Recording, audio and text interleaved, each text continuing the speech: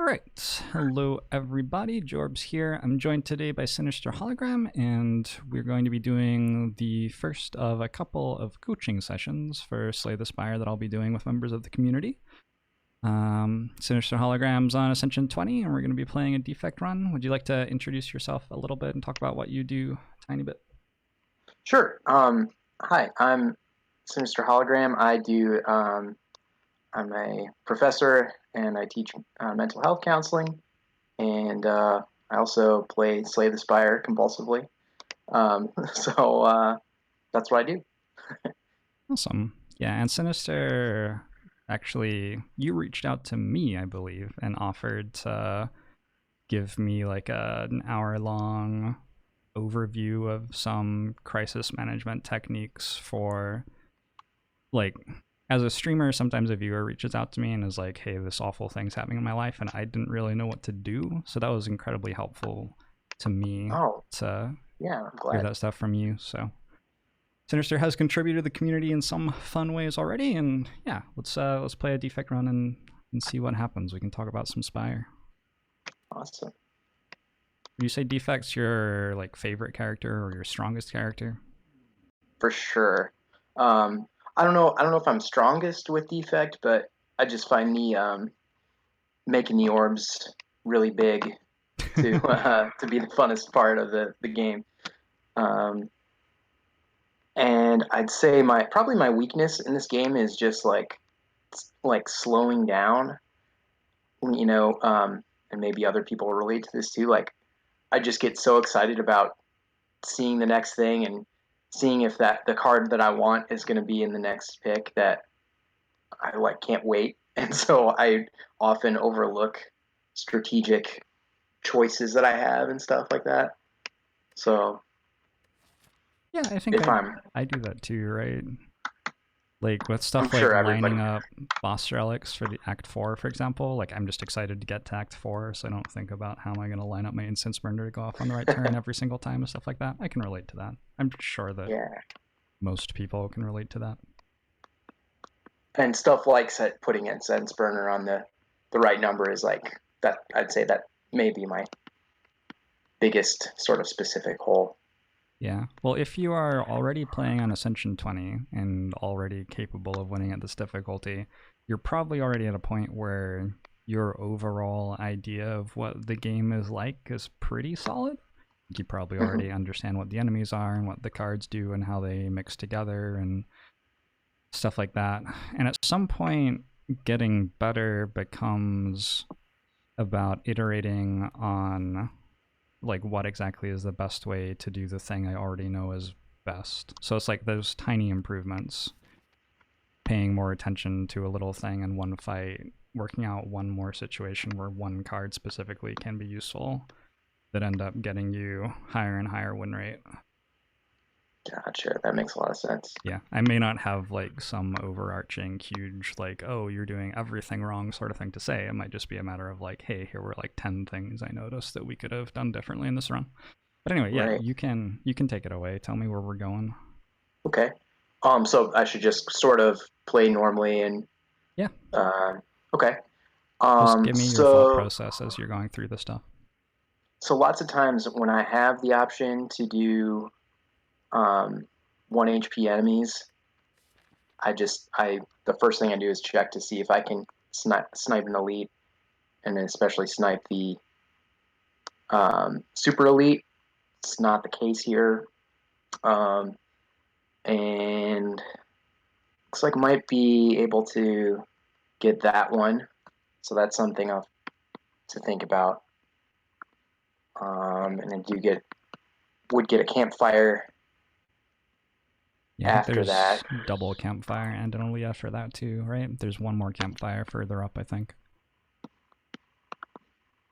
Oh Oh, yeah, actually, there are two more elites. Yeah, I mean, that's a pretty good act path, I would say, for sure. yeah. So I don't think there's anything super wrong with taking 1 HP and going for that. And if one of the question marks is a fight, we're probably still okay. The only thing I'd say is I'm not sure that you need 1 HP enemies to take that path, especially with a store right before the first elite. So you might be able to go for something like a card choice instead. Yeah. maybe hope for ball lightning or something. Exactly. Getting Defect has a lot of pretty good cards right at the start of the game, because getting one more good block card in your deck's really good at the very beginning as well. So like Ball Lightning, Sweeping Beam's completely fine, Charge Battery's great right now. Yeah.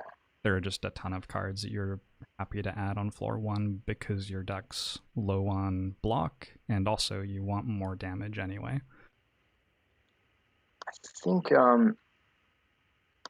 normally in this position, I think I would maybe take Sweeping Beam. I guess my thought process for not taking Charge Battery would just be like in case I see Gremlin Knob. Yeah, It's not good against Gremlin Knob, but for sure, I guess 100%. how I do you think weigh that?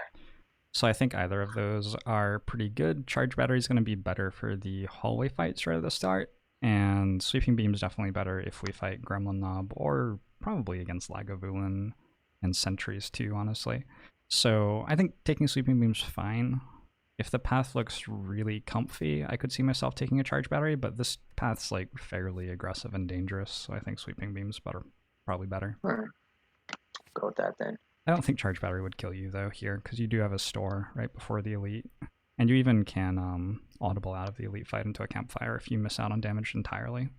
So That's true. I think I do like the -3 to +3 scale on cards sometimes, where a 0 is like this is as good as skipping, a -3 is like this is way worse than skipping right now, you should never take it. And I'd say that Sweeping Beam and Charge Battery are both around about like 1 to 1.5 there, probably, with Sweeping Beam maybe being a little bit better. Okay. And so I'm definitely going with that one because we don't want 2 stores. Yep. Okay. And you also really, really, really don't want 4 hallway fights. That's the difference between, because there's a path where you can get 3 hallway fights and a question mark, and getting 3 hallway fights and a question mark will be completely fine.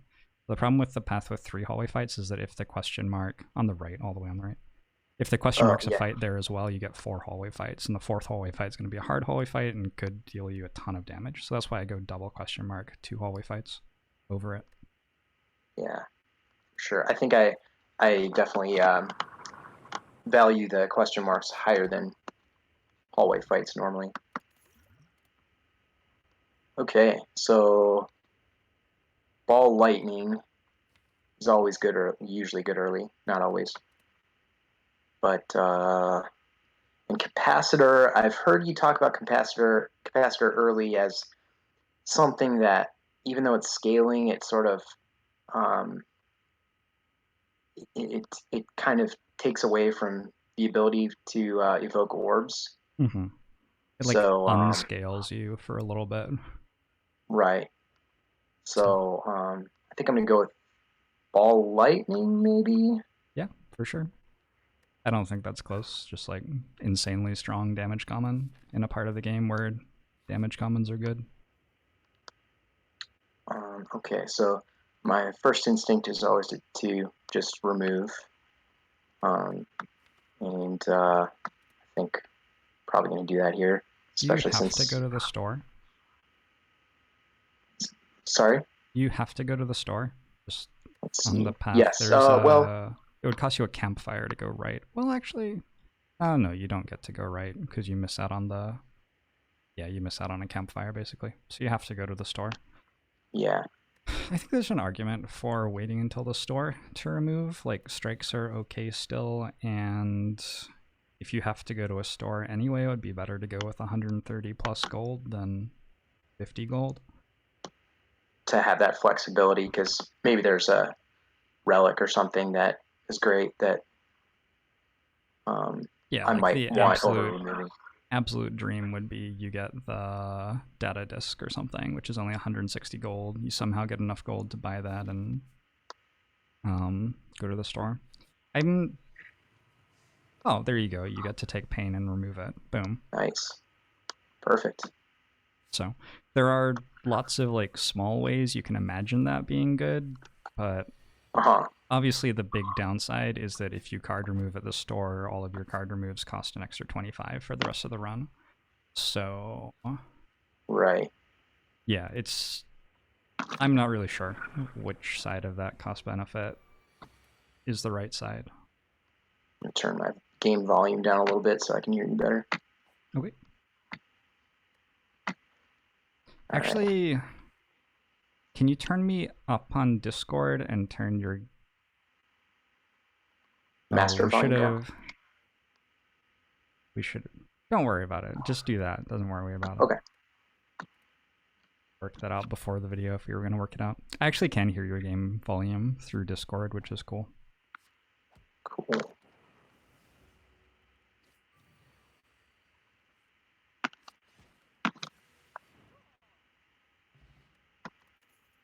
It's just very, very quiet. I'm not sure anybody on YouTube is going to be able to hear it. Oh, okay. I can hear it. No, don't worry about it. Focus Okay. on making yourself comfortable for the call. I think that's more important. Gotcha. So none of these really appeal. We already have damage. Steam Barrier is a card that I almost never take. I don't know if that's wrong or not, but certainly doesn't appeal here. So I'm gonna skip. Steam Barrier is the place where that's very commonly good for me is in Act 2 if I have 3 energy. But Yeah. I don't usually take it in Act 1. Interesting. Wow. 80 gold Echo Form. That's pretty tempting to take over a removal. Yeah, but it is a removal on pain, so Yeah. that sort of ups the ante a little bit. We have very little to tell us what our deck's going to be like in Act 2, huh? We don't have any relics yet or anything. We have 2 damage cards. So if I were buying Echo Form right now, the deck that I would want to have would have like Auracalcum in it, and it wouldn't have that much scaling. Because Echo Form's a significant investment into scaling. It makes it so we're very likely to take a bunch of damage the turn we play it. And it doesn't really do that much until like Act 2, I would say. I think that since we have Warped Tongs already as a way to scale, it's not the best scaling ever, but it is a way to scale our deck over the course of a fight. I would probably just go with the card remove. If instead of Warped Tongs I had Auracalcum, I would go Echo Form for sure, though. That makes sense? Yeah, because Auracalcum could block for us while we play Echo Form, and then the pain is just Yeah, like it's just a really bad curse to have. I feel like Echo Form definitely likes for us to have a bunch of front-loaded stuff for us to take it because it's trying to address a deficiency in scaling, and I don't think we have that front-loaded stuff right now. Now my instinct here is to also buy the Focus Pot.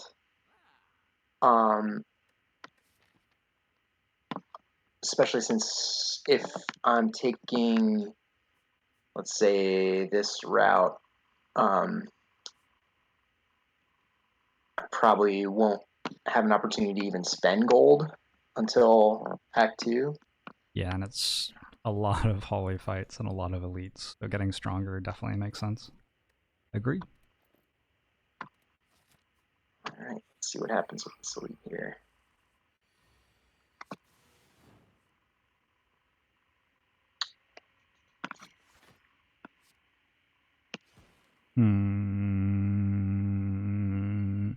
Dexpot this turn, I think. I think we always want Dexpot in this fight. This is like the best fight for it. Good call. So we could have gotten another 2 health, right? Yeah. So, what's is it just that to free up a potion spot as well, that consideration, or That definitely do you feel matters it's too. just a very dangerous fight?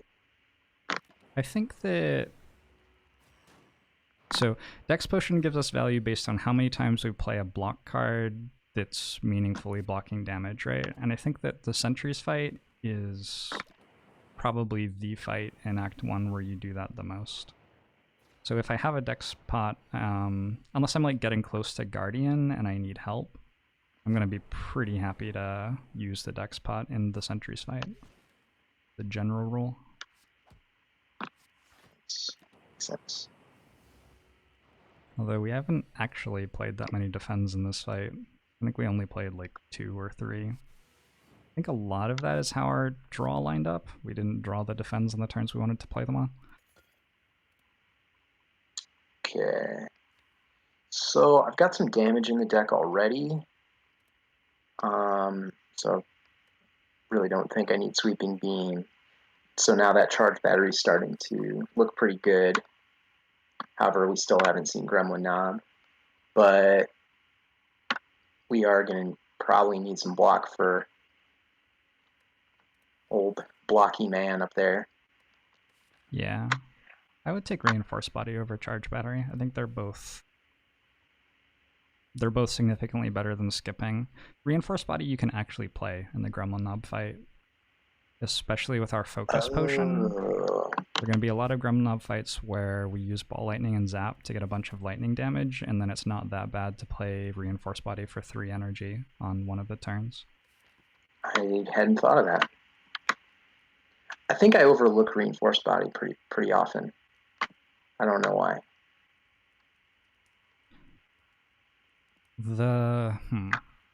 So the really powerful, just straight up thing it lets you do is you can take a deck which can't spend energy on block and spend all of your energy on block one turn. So we already have 4 1-cost block cards, and Charge Battery is another 1-cost block card. If we had a bunch of Equilibriums, then Reinforced Body would be way worse because we'd have a card-efficient way to spend energy on block, but we don't have those yet, so that's why I like Reinforced Body a lot here. I think I'm going to rest. Yep, I think that's definitely correct. 30 health. It's not good.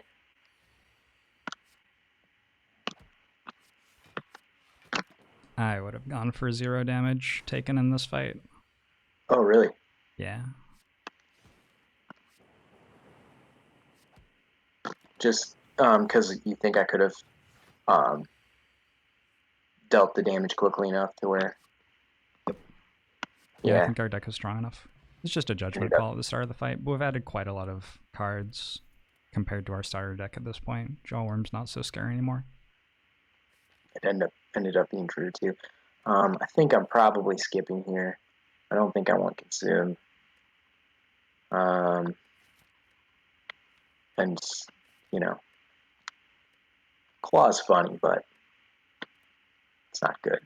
Yeah, so I'm fine with that. I think that you can take Consume there. I don't think it's much different from skipping. Well, the way that the run plays out is significantly different, but in terms of value, I think Consume and Skip are about the same.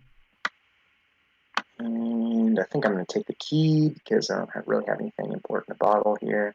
Yep. Let's see what this alleviates. Gremlin Knob. So now I probably want to use that focus spot. Yeah, definitely.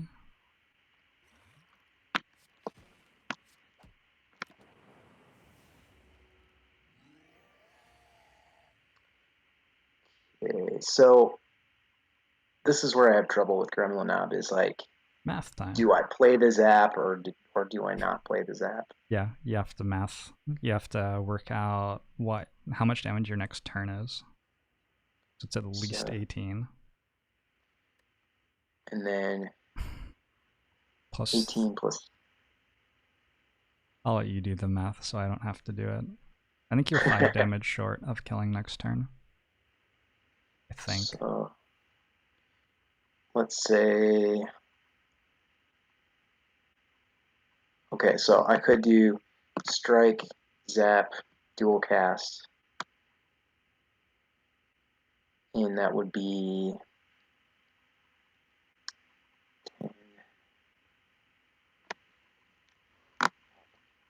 10 plus 16 is 26 plus 6 is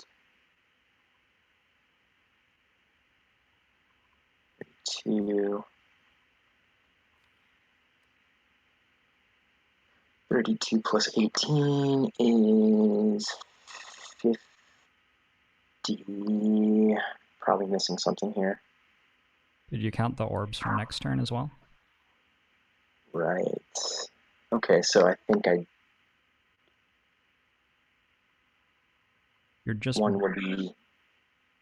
Ooh, are you really only 3 short? Because if you're 3 short, then a lot of the time you'll hit that off your Warped Tongs upgrade.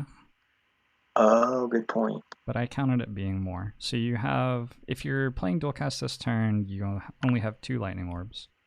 You have 40 damage from orbs, and then I just stop counting orbs. Because you do 10, 10 passively, and 20 from dual cast is 40. And you have strike, well, you have 4 6s is 24. Wait, what? That's 64. Well, yeah, you should definitely go for it then, because you have lethal. And then we can find out if either of us got the math right. Fun. Yeah. I got the math wrong the first time I did it. Somehow. Don't know what I miscounted. Alright, we got there. People ask me sometimes if I will like rewatch runs and comment on them. Oh damn, that's a card. Yeah. And Don't even have to think about it. I always tell them that I like won't be able to say sensible things because I can't look at my draw pile and the map and everything, and I have to calculate stuff all the time, and if I don't get to look at the cards whenever I want to, it'll be really hard to play the game at like as high a level as I was during the run. You dealt slightly too much damage there, yeah. Oh, but we got electrodynamics. Maybe electrodynamics will save us. Although you really would have liked to have a turn where you got to play electrodynamics and you'd just split with lightning orbs, because you're not going to be able to spend a bunch of energy on blocking that turn. That's a little bit awkward. But it looks like you're good. Yeah. That's my being overzealous. Oh, you had it. Oh, shit. Another thing, it's really easy to talk on like Reddit or Discord or whatever about the deck building element of this game. Like, how good do you think this card is? That sort of stuff. What's the best relic? It's way harder to talk about the individual turn decision-making element of the game. Like, I don't see many people posting a screenshot and saying, what should I do this turn? And I think one of the reasons is it's like, you have to show people exactly what's in your draw pile and in your deck overall, and what does the map look like. And for some fights, people have to know what the enemy did last turn to have an idea of what its AI is set at, and like, it's just really hard to convey to someone all the information necessary to make a decision about a turn in this game. And so I think a lot of... I don't know, I read a post from someone who talked about playing along with my seeds, and so when I started a run, they would start a run on the same seed and just play along and make their own decisions, and they said that they had been frustrated because they felt like they were like picking the same cards as me, but they were losing all the time. And then when they started playing along with my seeds, they realized that they were like consistently taking more damage in the fights than I was. And I'm not really sure how to teach somebody to improve on that, because it's so much harder to access, sort of, compared to the card choices and what have you. Right, because card choices, all you need to know is what's in the deck. Or, well, it's not all you need to know, but it's most of what you need to know. But those little individual choices are like, there's so many factors, like you said. Yeah, it's very easy for me to teach someone to pick Wraith Form, but very hard for me to teach them what to do with it, exactly. I wouldn't take Reinforced Body again when you already have one. Yeah, that's what I was going to say. And I'll probably go here, try and get that elite. And let's see, do I need to rest? You got... Maybe not. I think you have good enough potions that you don't need to. It's Guardian. Yeah. But I'll probably need to rest here. It's plausible that you don't have to rest at all in this act if you like draw very, very well in the elite fight. And I think that it's possible if you didn't have potions that you'd die in this elite fight, but with your potions, I don't think there's much risk at all. So I'd go for an upgrade and try to high roll. And most of the time, Most of the time you just end up with one rest, one upgrade here anyway, but at least you have the upgrade for this elite fight, and at least there's some universe in which you high roll so hard in the elite fight that you get 2 upgrades instead. Like if you got Pantograph, for example, all of a sudden you get 2 upgrades Right. instead of 1. So my thought process is, I think Reinforced Body is probably a pretty good upgrade because I'm probably going to be doing a lot of blocking. We've already seen Gremlin Knob.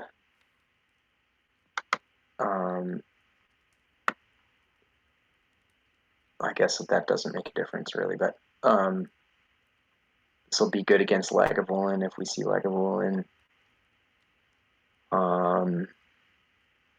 Although this would be excellent to have this upgraded if we had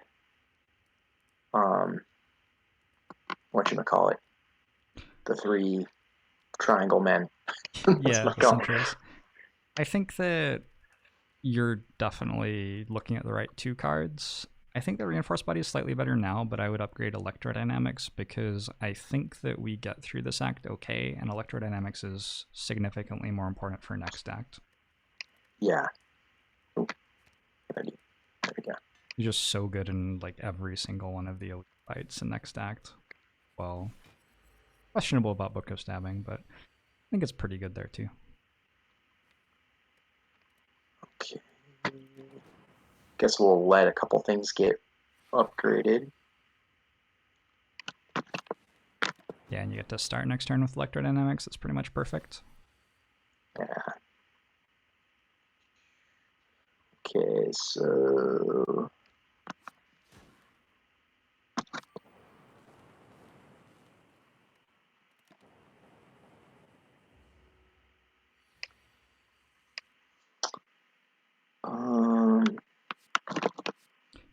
this is a Lagavulin fight where I would be trying to full block every turn and expecting my lightning orbs to kill fast enough to justify that, basically.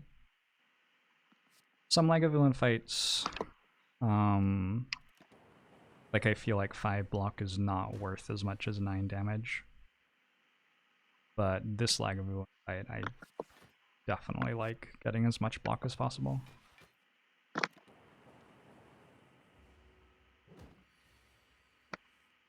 just because the orbs are that Yeah. impactful. And you have Ball Lightning and Zap, so. Cool. Ended up pretty nicely. Yep. Letter opener. I like Doom and Gloom for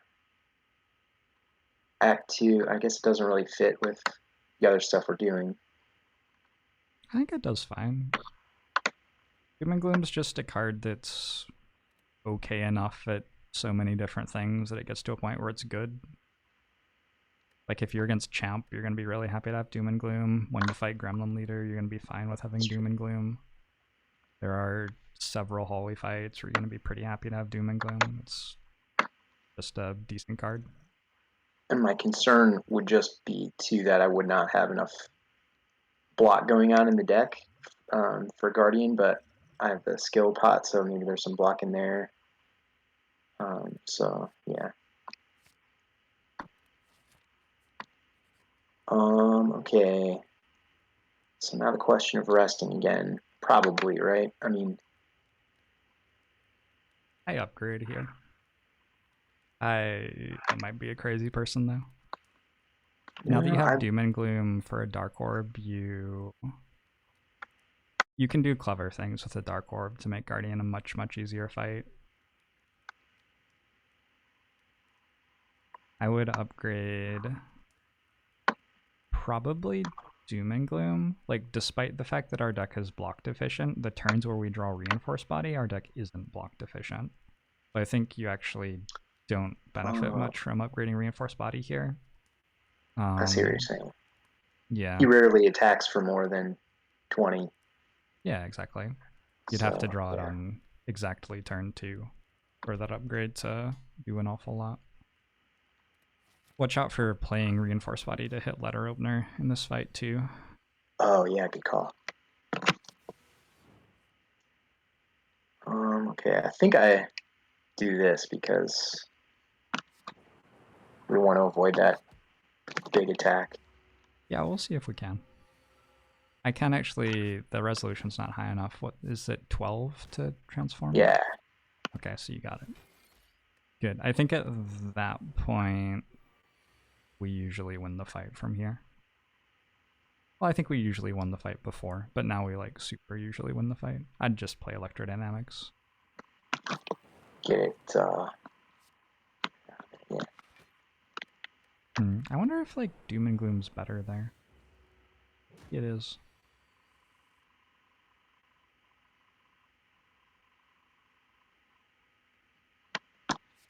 So, you could have dual I probably casted. should have dual cast. I don't know if you are meant to or not. Having the lightning orb there to deal more damage after Guardian transforms again is certainly valuable. You're getting an extra 3 damage here. No, I think it was right to dual cast, because you easily have enough damage to transform before the big attack. Yeah. Sort of a close turn, though. I would not have played the last strike there. I would have given Guardian another turn before transforming it. Oh, right. Yeah, I forget about that. Okay. So, I probably don't play ball lightning, I don't think. It's what? 18 damage and you take 4. Maybe it's worth it.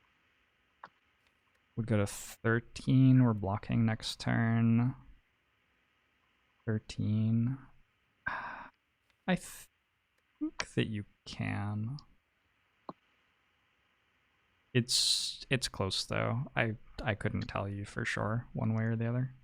Might as well be safe. It doesn't feel that dangerous a fight, so I might as well go the safer. Alright. This line is a little bit greedier in that we might end the fight with 17 health instead of 13 health, I guess.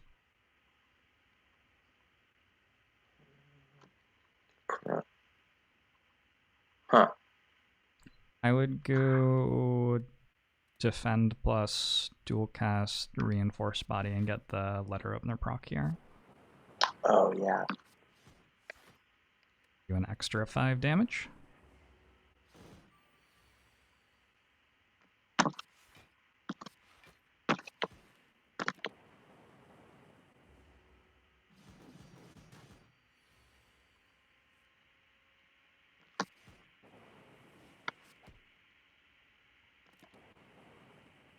Seems fine.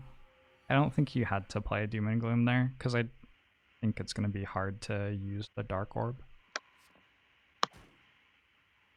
Right.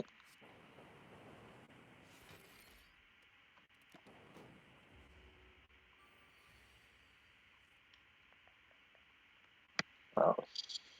Here. You have lethal this turn.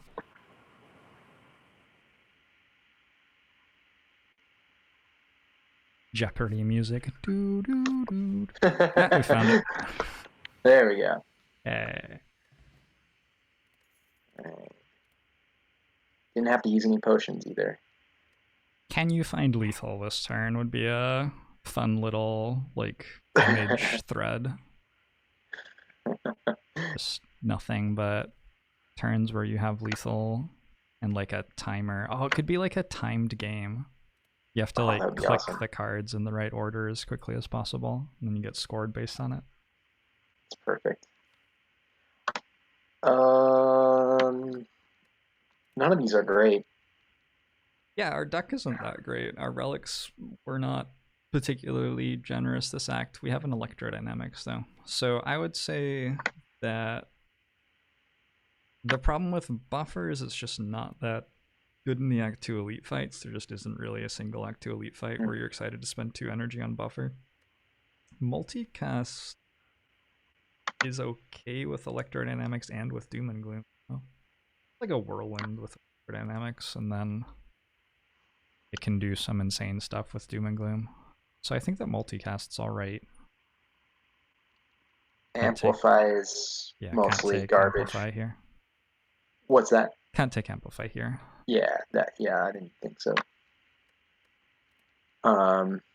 My first instinct was multicast, although I'm never excited to take it for some reason.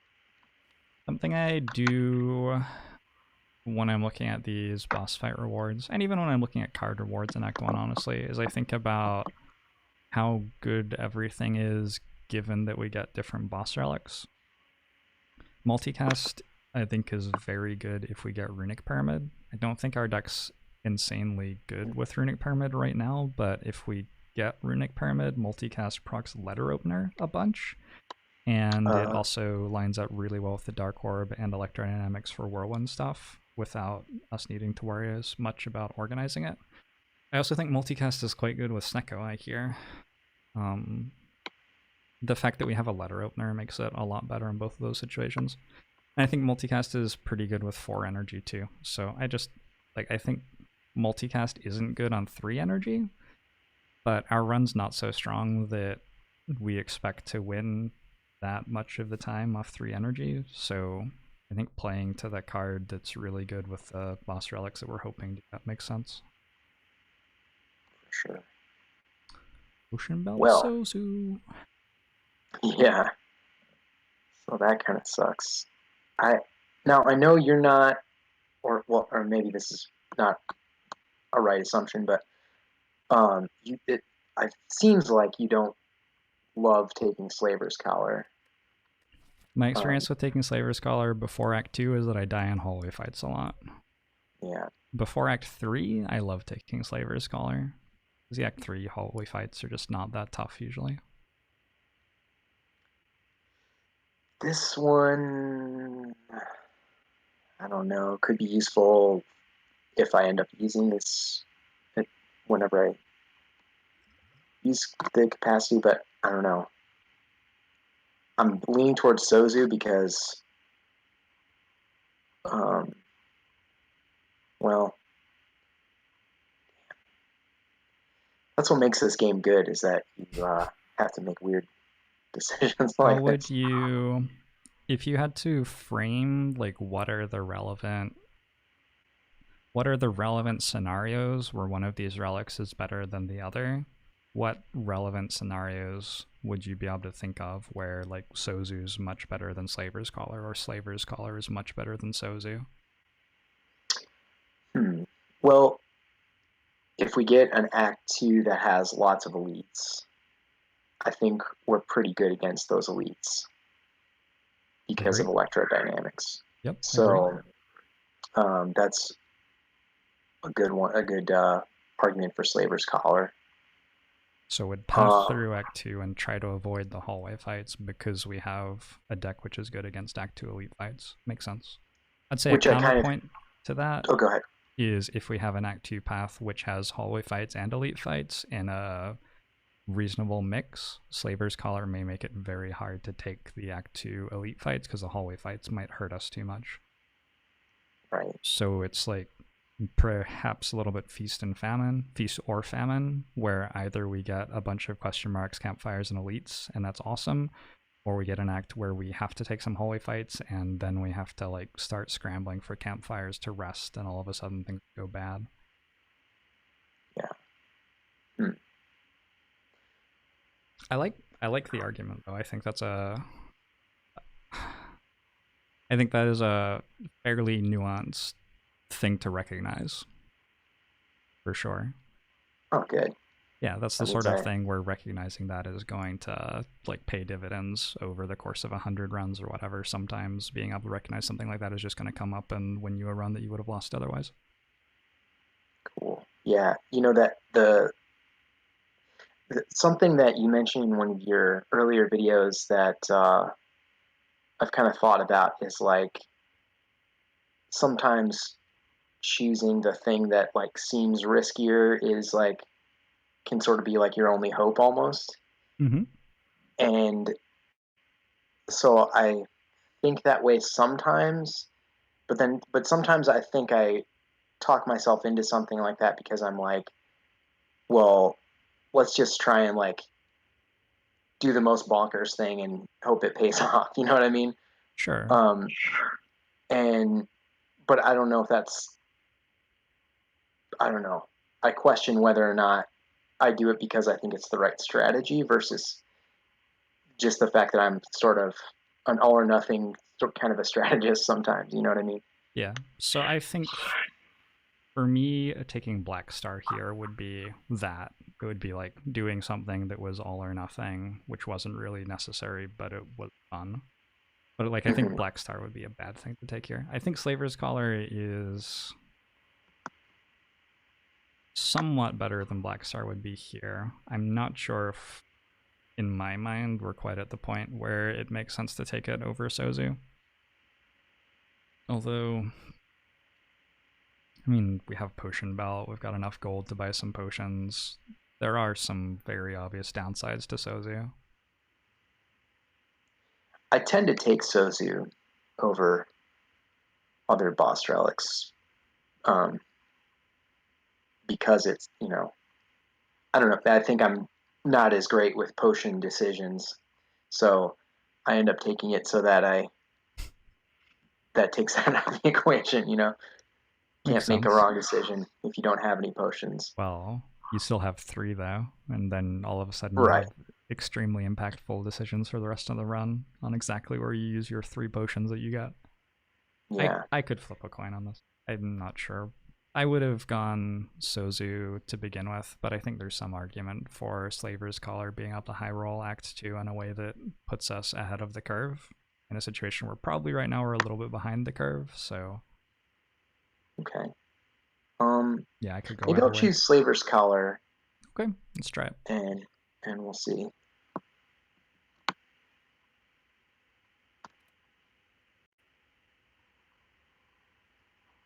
Uh-oh. Okay. That was... Did you see the start screen there for a bit? I went black for a second. That's so weird. I saw the start screen, like Weird. the overlay where you see the picture of Defect and have the character select buttons. Yeah, it was That's really weird.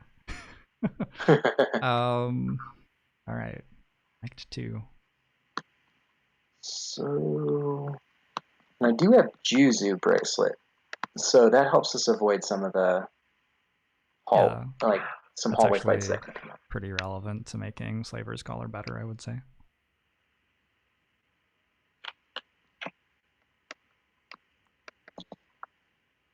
Well, here we get maybe a hard elite fight with just a couple of hallway fights And then die afterwards. and then die afterwards. Let's see. I think we die afterwards a lot of the ways that we can go in this act, to be honest.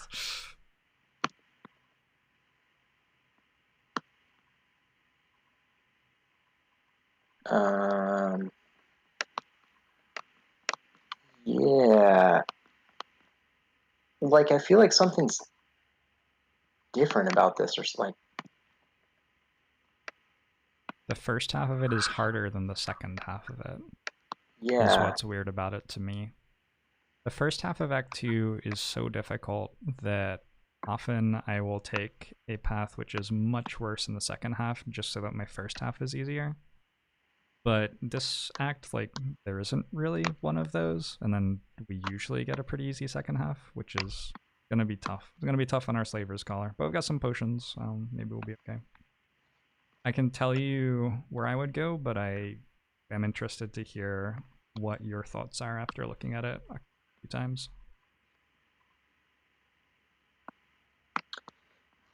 Well, I've got some gold, so I would want to hit a shop at some point. This is not a good path. So I wouldn't. So Yeah, then that would mean I would not.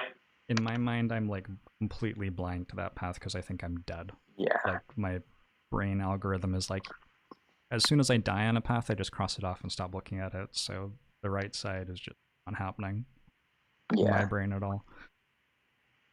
So okay, so I could go here. Took 2 hallways.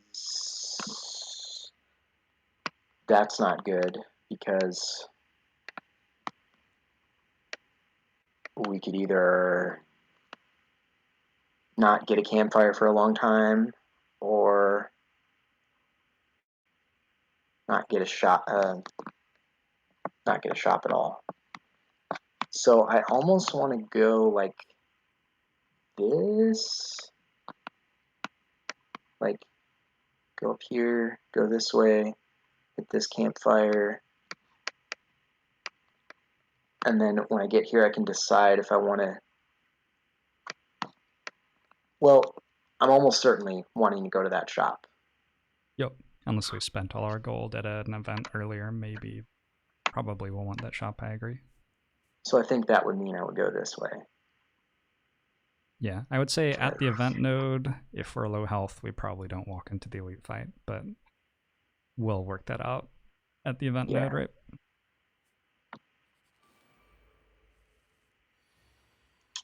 Okay. This is such a rough first fight. I know, I hate the thieves. Okay.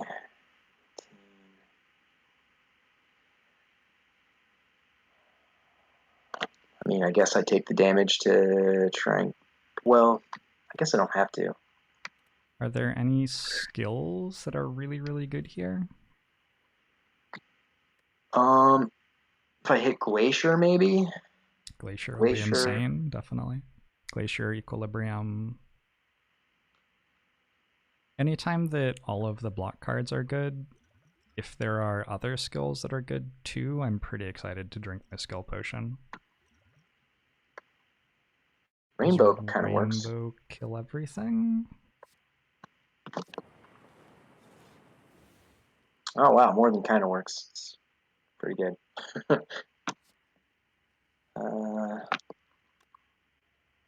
Oh yeah. Almost kills everything. Killed most of it. Yeah, I think that was a really good use of the skill potion.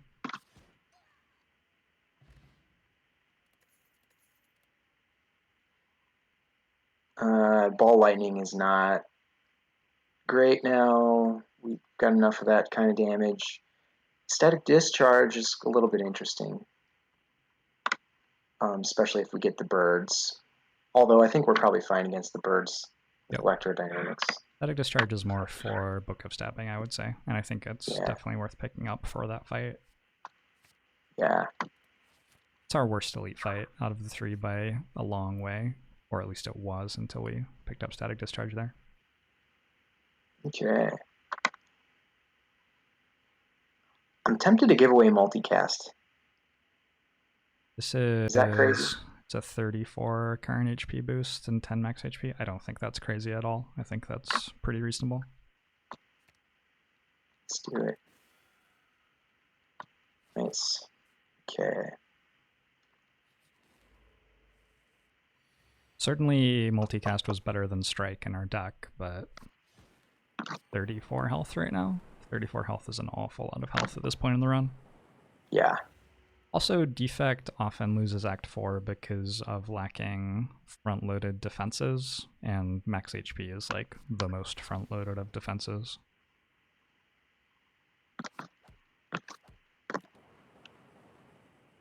Yeah, I like not playing Doom and Gloom there just because it's going to be really difficult to actually use the Dark Orb.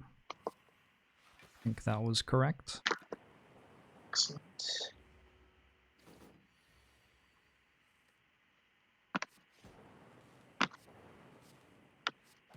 Fight. No damage. Nice. Okay. We don't really have anything we care about recurring, so I don't know that Hologram is great right now. Could be great later. Rebound, certainly not. Hologram is really the only consideration. You get to recur. If Zap upgrades, Hologram's a nice card, or if Reinforced Body is in your discard pile, I think Hologram's usually a nice card too. So those are your like hits right now. I would probably take it because it's going to get better over the course of the run, almost certainly. Yeah. But I could see It skipping doesn't it hurt too. anything. I think if we were on 50 health here instead of 81, I wouldn't take it for what it's worth. But that heal from the spirit sort of gave us a little bit more room to put cards in that are speculative and will not be great until later.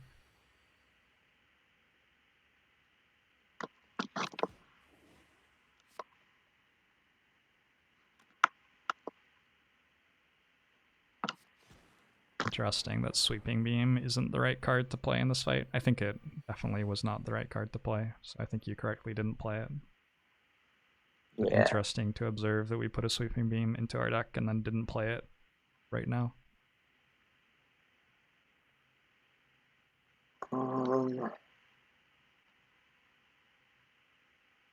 This is a fascinating turn. Yeah, I was considering zapping and then dual casting, but Yeah, I without think knowing that's which correct. one it's going to hit. So, I think that's definitely correct. Nice. oh, That's the kill high one. roll.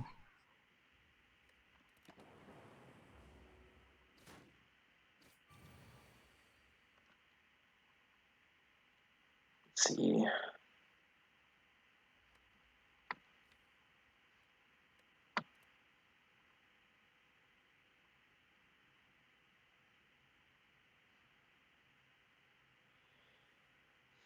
I could electrodynamics and draw. What are you drawing? Oh, wait a minute. I don't need to do that. I can just, What are the 3 cards in the draw pile? yeah, that doesn't do anything. Nope, doesn't help. So this is difficult now. Do I think, You can simplify it really easily to can you do better than losing 13 health in this fight? Because you have a like clear way out of the fight that loses you 13 health if you just play electrodynamics and reinforce body. So can you... Next turn you're going to be getting attacked for 32. You can full block this turn, but next turn you'll be attacked for 32, and you know 3 of the cards that are going to be in your hand because they're in your draw pile. Is there like really any universe where you take a hand with those 3 cards and 2 other cards and don't take more than 13 damage? I'm not sure that there is. probably not. Yeah.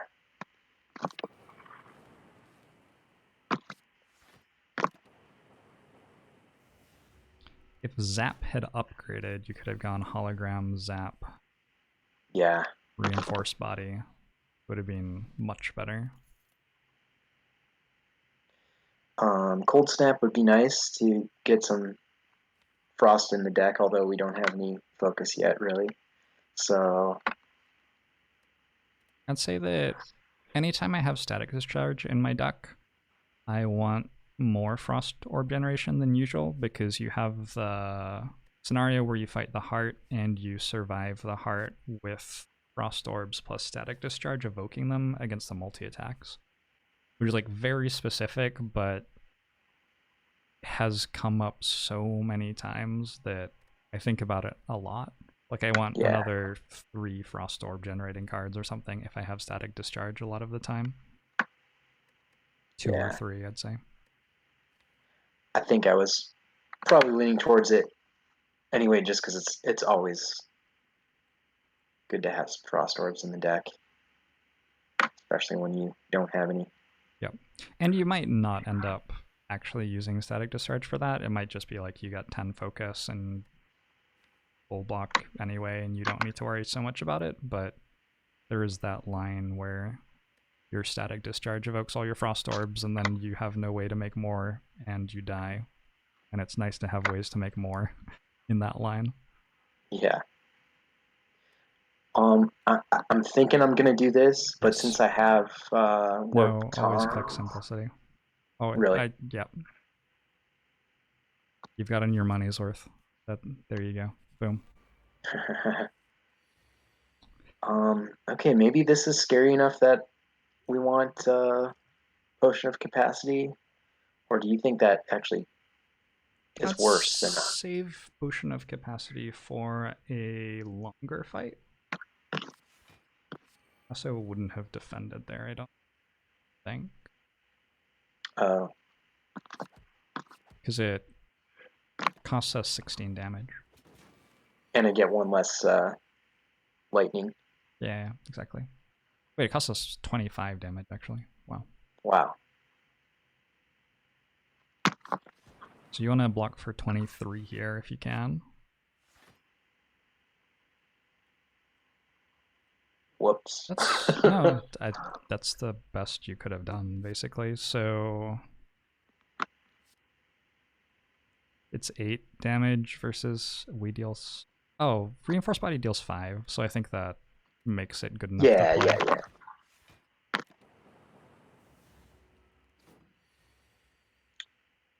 Okay, so here I'm probably going to do... Oh, now I could do hologram, cold snap, something else. Or cold snap, hologram, cold snap. Yeah. Yeah, I'm glad you saw that line. I think that's a really good thing to be doing here with your static discharge. We block for 7 right now. Unfortunate. It's like the worst number to block for. Oh well. I want to...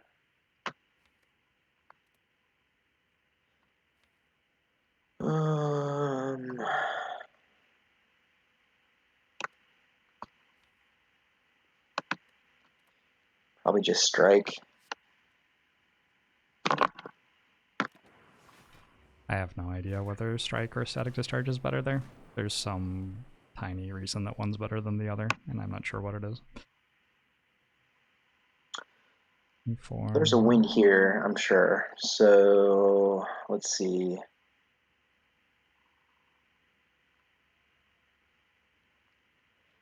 If I play Doom and Gloom first, that would do... I think as 14. long as you play dual cast last, like anything you do here is great.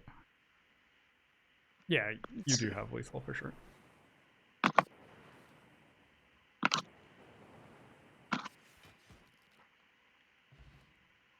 Oh, that's Gated a nice disc. one. Seek. Wow. Yeah, Gotta take Seek. Everything about this was excellent. Yeah. The Seek electrodynamics is really strong. The 2 elite fights that remain are both very good fights for electrodynamics. That's really nice to have. And then probably rest because... Well, I guess I don't... Well, these could be rough. How many unupgraded cards do you have right now? Something about upgrading at this point is... Oh, you still have quite a few. Static Discharge or Seek might be the best upgrades. Those both make sense to me. 44 health, no sustain. Although we've already seen... Well, I was going to say we've already seen Book of Stabbing, so Static Discharge is not quite as important as it was. Yeah, I think that's true. Although I think it's a good card against slavers too. I think you have to rest, just because I think you can die in the hallway fights. I think you can get to a point pretty easily where you have to double rest if you get bad hallway fights. You're going to want the elite to the right up there later too, I'm pretty sure. And so, yeah, you benefit from having enough health to do that. Okay.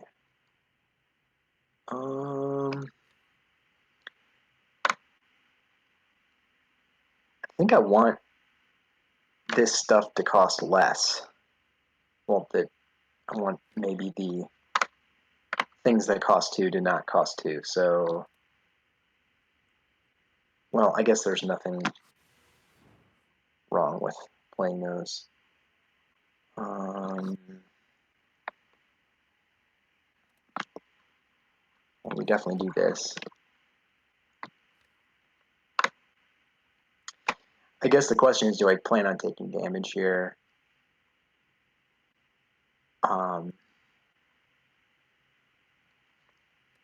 Maybe. You have to take 1 damage for static discharge to deal more than strike, probably, so... Yeah. Seems... It's not impossible for you to win the fight without taking damage, but I wouldn't count on it, you know? Yeah. Yeah. Also, you can deliberately take damage now, I guess. Did we really upgrade Static Discharge with Warp Tongs against Book of Stabbing? I'm like just now realizing that we did that. That's a pretty neat trick. Yeah, we did. Well done.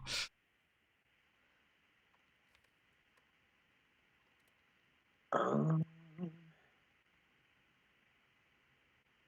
is 10 health worth it? Probably it's not worth it. Yeah, I would play the greedier line for sure. I would play Defend here. Is that not a card you were even thinking about? Yeah, I'd play Defend and Reinforce Body now for the 5 damage. Yeah, I can't believe I didn't. Yeah, I And don't then know why. you channel the Lightning Orb as well.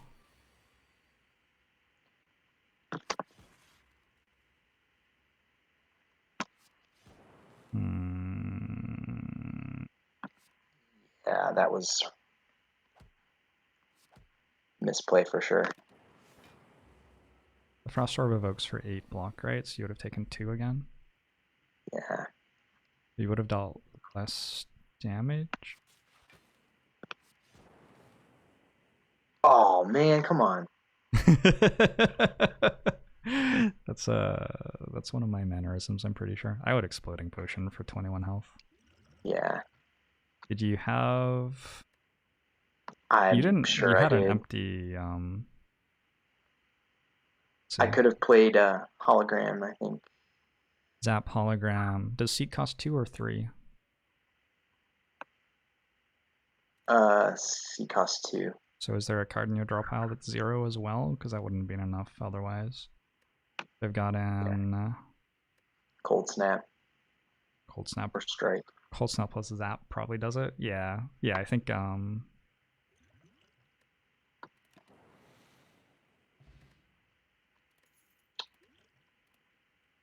That's could Well, it be broke nice my against brain, the but I'm pretty sure you had lethal there. Yeah, I'm sure. Yeah, you can like use those potions to beat the heart almost. Those are very, very nice potions for a big boss fight. Not so great for a holy fight though. None of these really appeal. We don't have enough powers to make Force Field worth it, and the other two are just crap cards. So pass.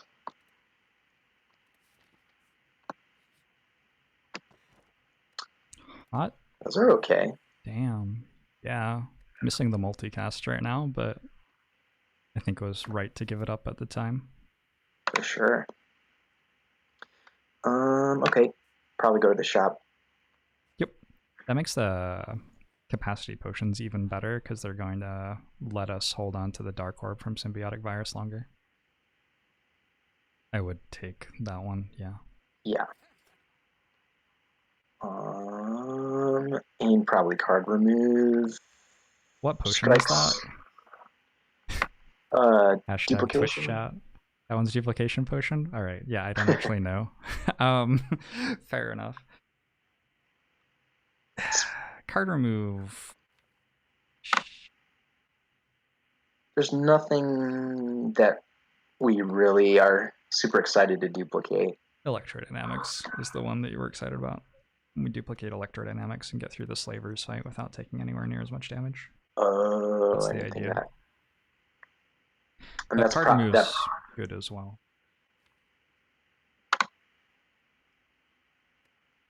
Yeah. I think I'll go with this. Okay. I don't know which one's right there. I think my normal instinct would be to card remove.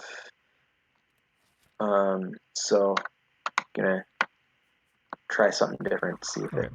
I will say that we aren't very good at drawing cards yet, so that's an argument for getting rid of strikes.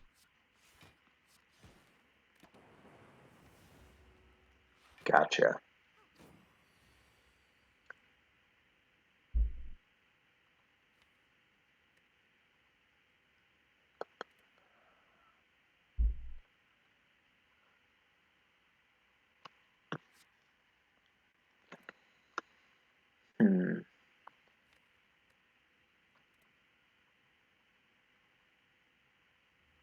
Game's really Probably hard, D. isn't it? Yeah, I just noticed that. Yeah. I would just seek for reinforced body, I think. That's what I was leaning towards. Let's see. Putting it in your discard pile makes the hologram better when you draw hologram as well.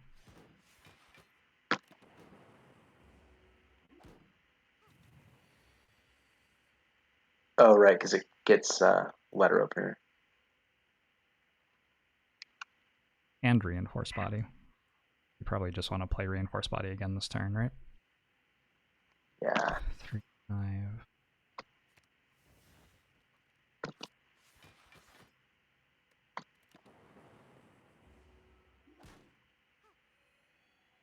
You didn't have like cold snap dual cast that I missed. Yeah. Yeah. I might have. I think I did. At 52. Probably depended what the lightning orb hit.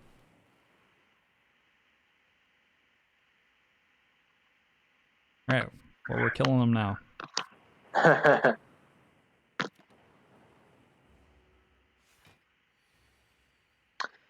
That's not good.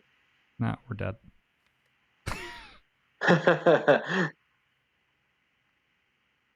You have defend, static discharge, zap, right? Yeah. And then the first hit deals you 3 and evokes 18 damage, but it's at 19. That's unfortunate.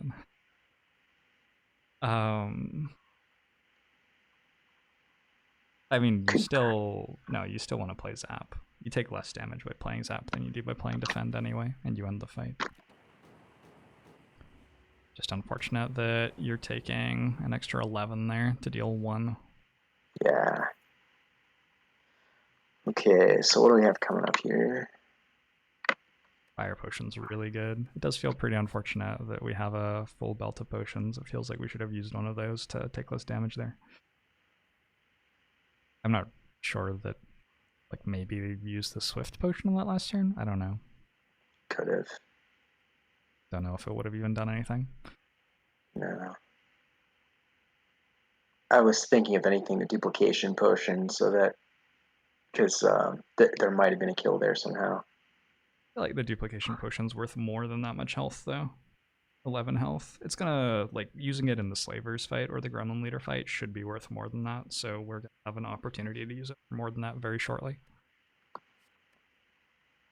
These cards are crap. I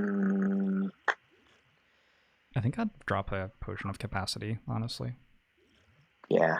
Especially with biased fog orange palettes as an opportunity for, like, insanely strong scaling late game. And probably one potion of capacity is good, but the second one becomes a little less valuable. Yeah, I think there's some declining return there for sure. I'm thinking of resting because yeah, for sure. There's not any super important upgrades. Agree. Let's see what we get here. I always see you skip this one. I do not like having curses very much. Yeah. So the problem is that you are not in a situation where you're drawing excess cards, and you're very seldom in a situation in Slay the Spire where you're drawing excess cards. It just doesn't happen very often. Yeah, so...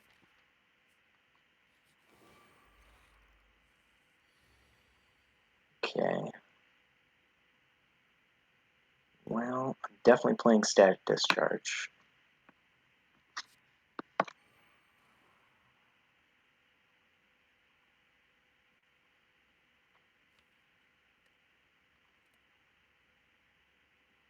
What potion? Look at your potions. What potions are the right potions to be using in this fight, in your opinion, compared to, like, which potions have the most value here versus the value that you can get from them somewhere else. This will save me 10 health right now. Yep, that's immediately good for sure. It'll save you 10. 16, 19. Does, yeah. This one could save me more than that. Hitting But I can't electrodynamics count on it super drawing the early right could thing. be really good for sure.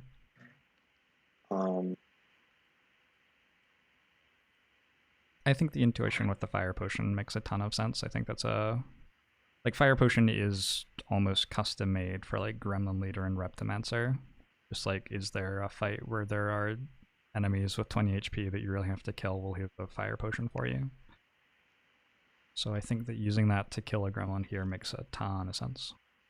Yeah. And then I'm just thinking defend, hologram, defend, and something else. Yep.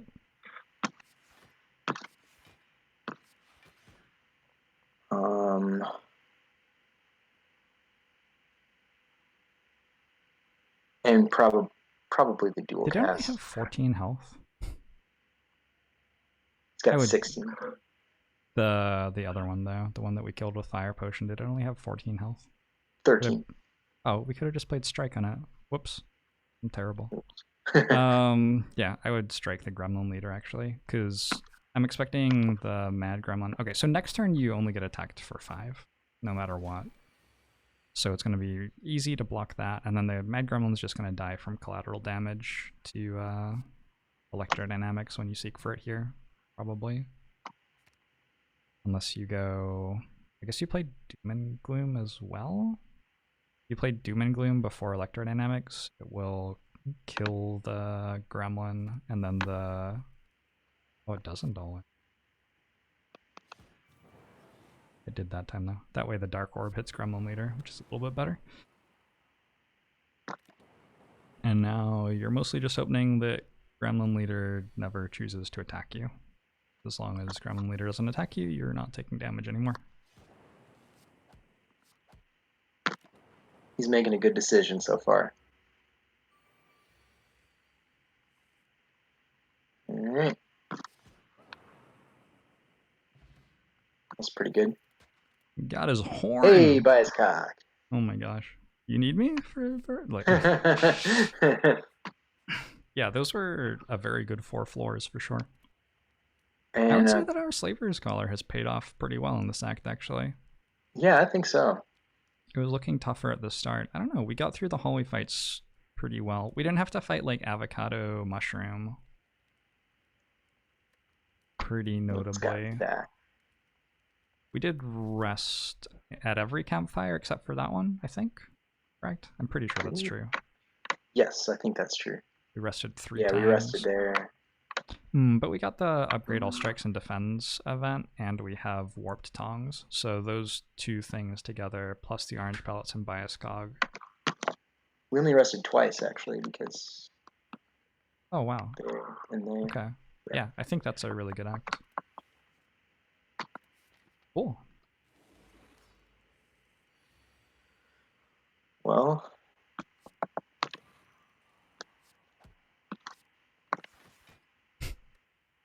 you could have played the other attacks, you know. Nah. Okay.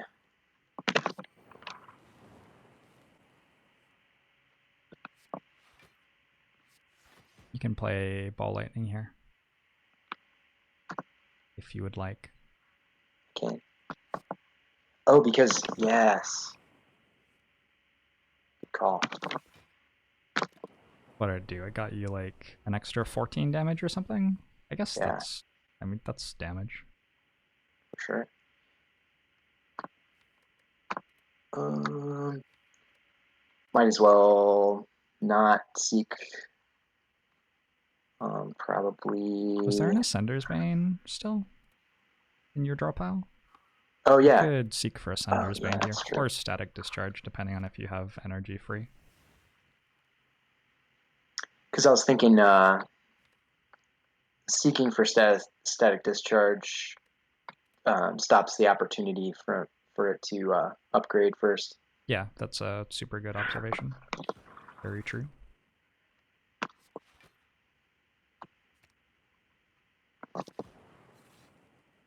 And Get the Dark Orb going. yeah. If he was summoning, I would probably leave the lightning there. I And would an upgrade. not have paid the turn like you did. Oh, really? What would you have done? I think I would have just gone Doom and Gloom, Hologram, Doom and Gloom. I would not have been valuing the Frost Orbs here very much because we're getting... Okay, so we're getting debuffed every time this turn, so we don't need to block this turn, right? On top of that, the next turn, like this turn here, if Collector attacks us this turn, I think we always win. It's only when Collector summons here that we're in trouble, and again, the Frost Orbs aren't helping. So I think that's the problem with the Frost Orbs, is that they're useful if Collector attacks right now, but it's just not very easy for us to lose the fight anyway in that line, and so who cares? Definitely dual casting the Dark Orb and damaging should win the fight for us anyway. Like, I don't think you made a lethal mistake in this situation. That was just my intuition played the turn a lot differently from how you did there. Sure.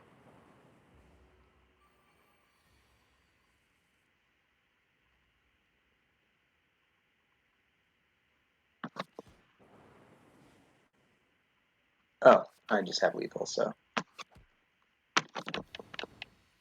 Good fight.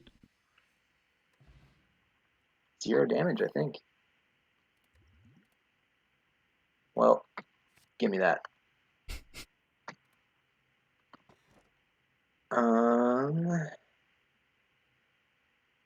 Now, I think I value Inserter more than you do in general. Well, but maybe that's just an excitement fun thing. But... I would instantly take Inserter here. So if really? you value it more than I do, you would really, really, really instantly take Inserter here. You have all of the focus from Biased Cog. That's true. Plus you have 81 max HP, so I just see that as like guaranteeing that you don't lose on turn 8 in any of the boss fights, including the heart, basically. And then the issue is just, do you lose on turn 1 or 2 against the heart and the Act 4 Elite fight in particular? Those are the things that you have to try really, really, really hard to stop from happening right now, because they still can happen. Your deck's disgustingly strong on turn 5, but it's very weak on turn 1. This is real bad. That's also really bad. Yep. Accurate. And you can die before you're through the Super Elite here, unfortunately. Yeah.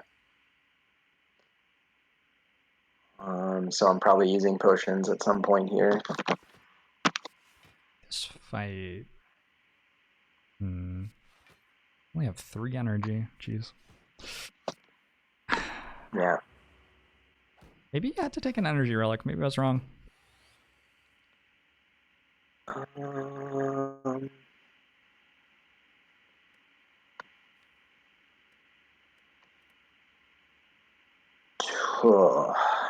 So duplication potion on electrodynamics, I think, is pretty reasonable here. Yeah. Use potions, and that's the one that does something. Go Biased Cog too. And Biased Cog, yeah, for sure. You need to duplication potion electrodynamics. It's 27 plus one of them evokes is another 14. It's 41. And 13 to the lowest health one, which is... So I don't think you actually need to. Oh no, the Dark Orb doesn't evoke. Unfortunate. So you just barely need to, is my math.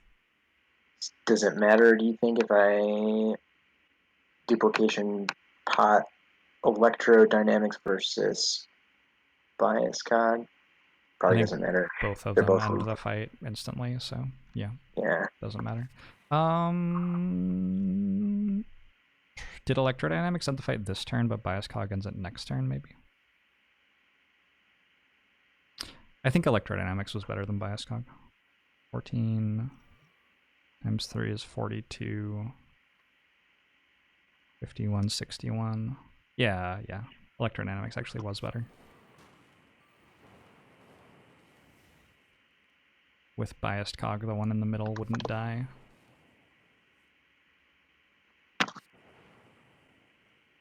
Whew. That's rough. Probably need Cool-Headed. Yep, I think Cool-Headed's great. When your Frost Orbs block for like 10 each, it's pretty good to have them. Probably need Echo Form.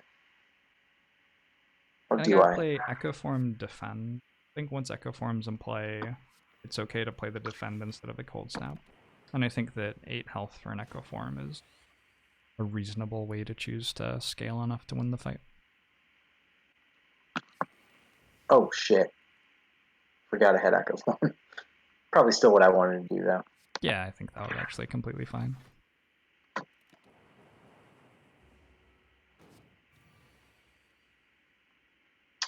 I mean, Double dual cast?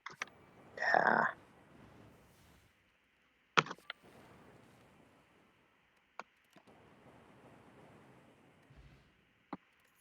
Yeah, that's kind of something with the orange pellets. I don't really have any attacks. Yeah, that's true. We had a barrage in there, maybe. Yeah, with Barrage, it would be a lot stronger. In fact, like if you saw Barrage as a card reward here, you could think about taking Barrage because of that potion, I think. But Probably don't need any of these. Well, maybe Hologram. I think we're too energy cramped and in danger right now to want Hologram. Doing a good job of putting Happy Flower on the right number before fights. I think just by coincidence so far, but it's nice to have 4 energy on turn 1. Okay, I think I want to look for...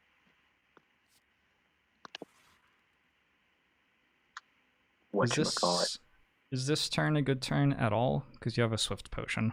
If you think this turn is like a really bad way to be spending your energy right now, you do have a Swift Potion. I think it's okay though. Oh, I never thought of it that way. Snap, maybe. Swift Potion's definitely... Swift Potion is a potion that lets you spend your energy better on a turn. So if you have a turn where you're spending your energy really badly, that's often a really good turn for Swift Potion. But I think that this turn's fine. I don't think you need it. Yeah, like Cold Snap, Hologram, Cold Snap seems completely fine. We're killing the Repulsor first? That's very brave. I think I didn't... I'm excited to see how this works out. I didn't think it through. Uh-oh. Well, now I'm committed to it, right? So yeah, I think you actually are, honestly, because you have Gremlin Horns and a Dark Orb. So I think actually, unironically, you are now. Oh, this isn't... Oh.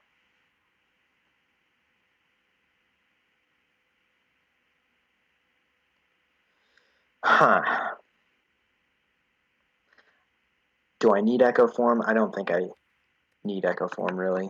Definitely not. Oh, God. I don't think that was right. No. I think Static Discharge on the Exploder... Well, Static Discharge and double... Well, now I gotta draw. Double Strike on the Exploder was right there, I think. Yeah, you definitely have to draw now. You got 52 incoming damage. And you can't really block it. So, whoa, hold on. Go defend. What's in your draw pile?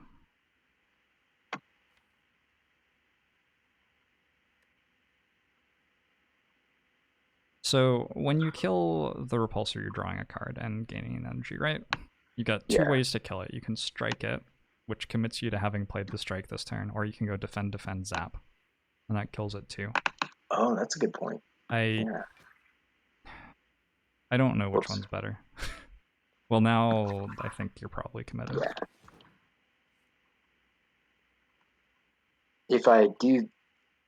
If you had played strike, you would have Doom and Gloom, zap, and you would have saved like 30 health. Oh god. You're welcome. Glad I can be here to suggest great plays for you. So, is the steroid potion doing anything? No. If I do this and then that covers that enemy with all the text. I see. The ostrich approach to the situation. Yeah. Well, that was not the right one to strike for what it's worth. All right. Okay. Doing good. Doing good.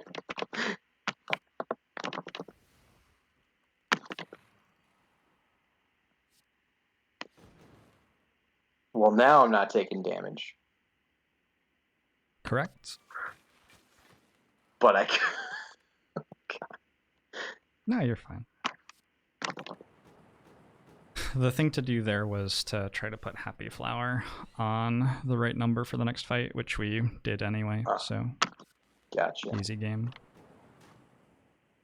But yeah, you recognize that it was a situation that you could theoretically never take damage from if you just ended turn. So.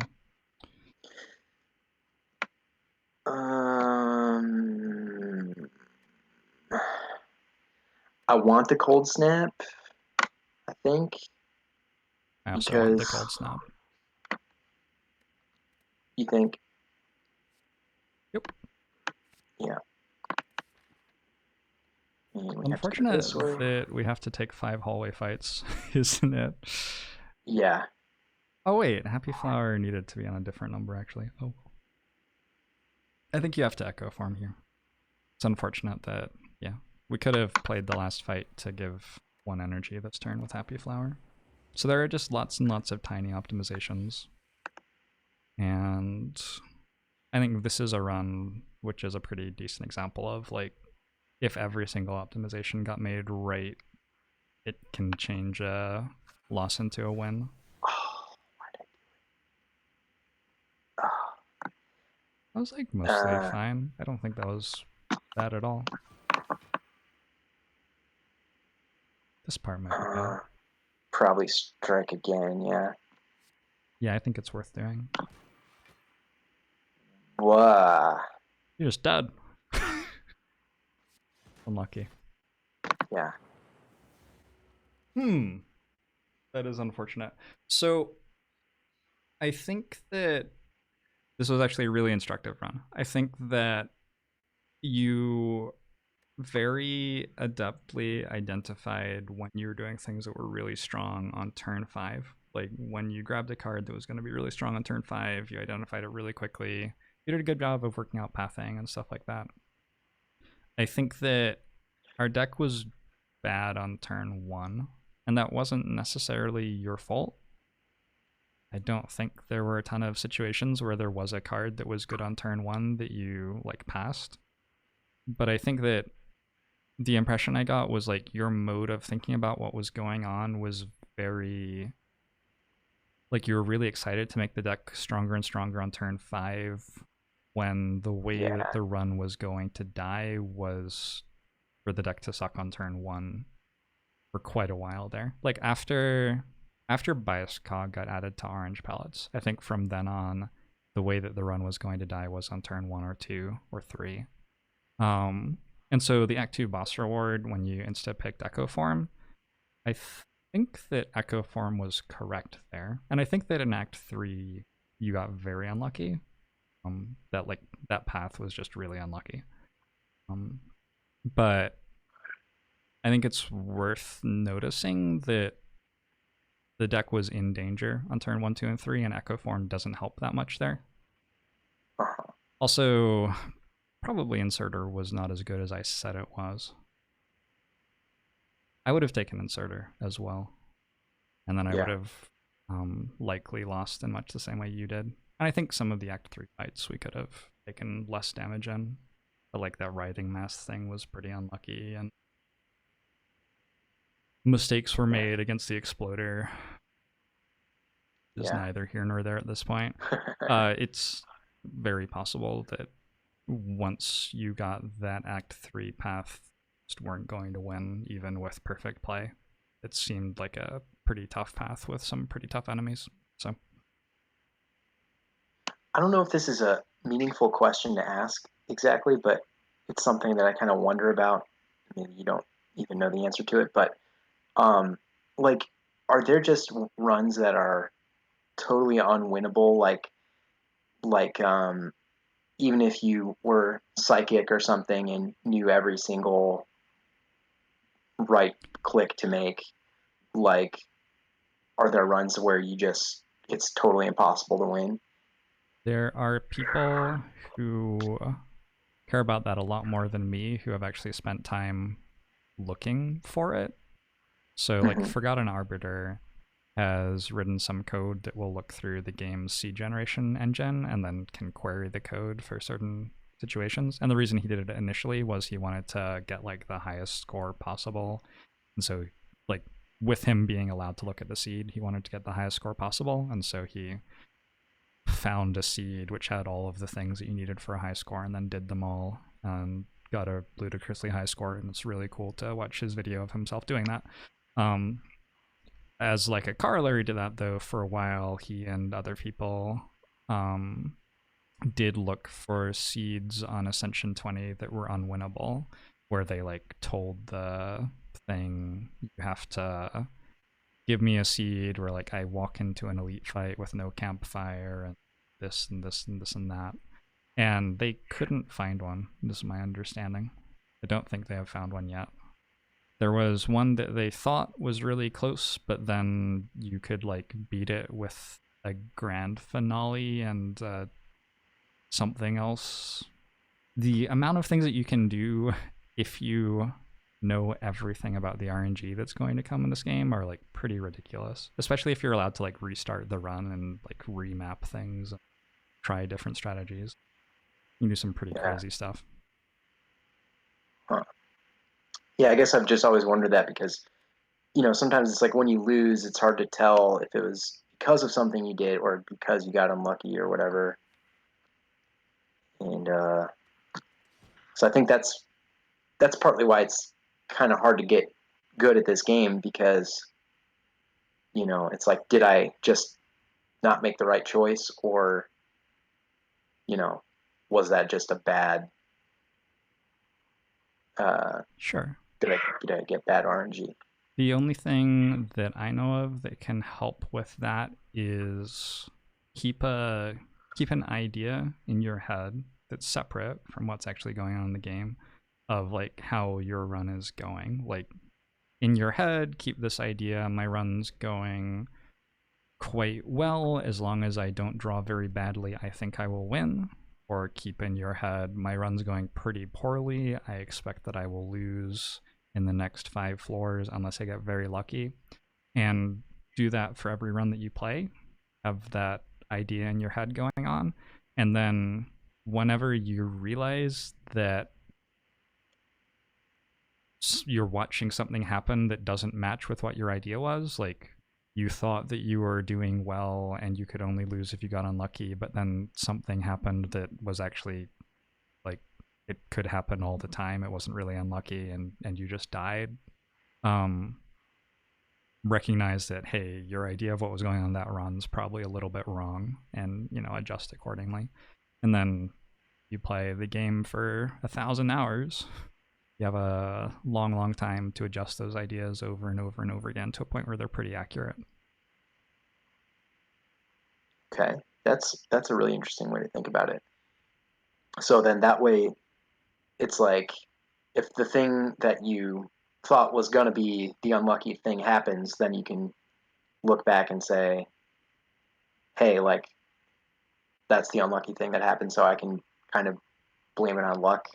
Yeah, for that exactly. point. If you're sitting there and you're like, okay, I think I'll win this 80% of the time, but 20% of the time I will have a bad fight against Time Eater, and that could kill me. And then you have a bad fight against Time Eater, and in that fight you see that you drew your cards in like the order that wasn't great for you. Then like you already knew that that could happen. It's hard to be like that upset or whatever. Like Right. you knew that the entire time. That was your entire strategy. You were always at risk of maybe losing Time Eater, and then it happened, and that's fine, and that's all good and well and in keeping with your opinions about the universe. But on the other hand, if you're playing that run and you lose to Donu Deka, then you have to be like, okay, what the fuck's going on? Something's wrong here. Like, Yeah. clearly, I'm not thinking about how this deck and these relics work in the right way because I didn't think that this was one of the things that could kill me. Gotcha. Makes total sense. Do we have time for another? I should run, Okay. but I did have fun with that one. Yeah, me too. And thank you. If I had this booked for another 15 minutes, so if you have any other like more like bigger questions, I could answer another couple of questions. That could be something I could do, but I don't have enough time to commit to another full run. That's okay. I don't think I can think of any big picture questions. I think a lot of my mistakes are like small concrete things, like with the what happened with that exploder guy and stuff like that. Um, and what you told me was really really helpful. So thanks a lot. That gave me a lot to think about today. Cool. Yeah. And rather than getting frustrated about stuff like that, I don't know if you are a person who would get frustrated about stuff like that, but I think probably some people who watch would get frustrated by, like, oh my god, I can't believe I made some mistake on turn 2 of some fight and I lost. I could imagine somebody get frustrated by that, right? Right. I think that one way you can think about it that's more productive is you can think, if you were going to sit there and think really hard about every turn and spend 3 or 4 hours on a run, I'm sure that a lot of people would make a lot less mistakes like that just because they'd have more time to think through every single thing. And you can just recognize, like, hey, you probably don't have 3 or 4 hours to spend on every single run. So if you're going to try to get through, a run or two in your evening and you only really have an hour and a half or whatever, maybe just accept that some of those mistakes are going to happen, but make sure that you're recognizing when they're happening and make sure that you're like adjusting how you're playing so you make fewer and fewer of them over the course of time. And maybe every now and then when you do have a lot of time, maybe spend like twice as long on a run and think really hard about every turn and think about all the different tiny things you could do. Gotcha. Yeah. Well, thanks so much for taking the time. Yeah, thanks for coming on. It's really great. All right.